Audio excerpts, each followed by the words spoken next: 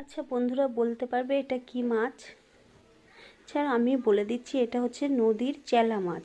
আমরা জানি এটা চেলা মাছ, তোমরা হয়তো এটা অন্য নামেও জানতে পারবে।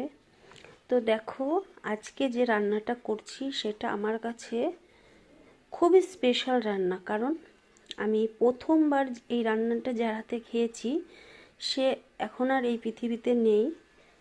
সে হলো আমার পিসামশাই। কি বলবো বন্ধুরা, এত ভালো রান্না করতো আমার পিসামশাই, তাই কিছু কিছু রান্না খুব মিস করি। তো বাজারে গেছি, আমি মাছটাও পেয়ে গেছি। আর এই রান্নাটাতে মেন যে উপকরণ লাগে সেটা হলো পেঁয়াজ পাতা, মূলো আর এই মাছ।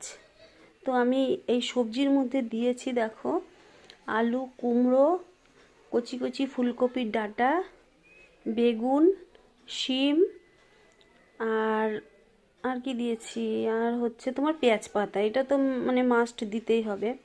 আর একটুকু জল ব্যবহার করব না। আর দেখো, আমি এই বাটা মশলা দেবো। এটা হচ্ছে কাঁচা রসুন, কাঁচা লঙ্কা আর কালো জিরে, এই যে পেস্ট করে রেখেছি। ঠিক আমার রান্নাটা সব সবজিগুলো সিদ্ধ হয়ে যাবে তখন আমি ওই মাছ ভেজে রেখেছি ওই মাছটা আর ওই মশলাটা দেব।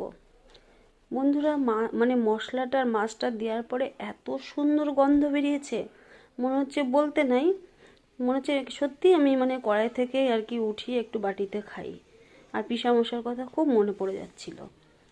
একটুকু জল দিই নাই, সবজির যে জলটা থাকে মানে রান্না করতে করতে যে জল সেদ্ধই হয়েছে, তো রান্না করার সময়তেই এত সুন্দর গন্ধ বেরোচ্ছে, মানে কি বলবো, খুবই ভালো লাগে এই রান্নাটা খেতে।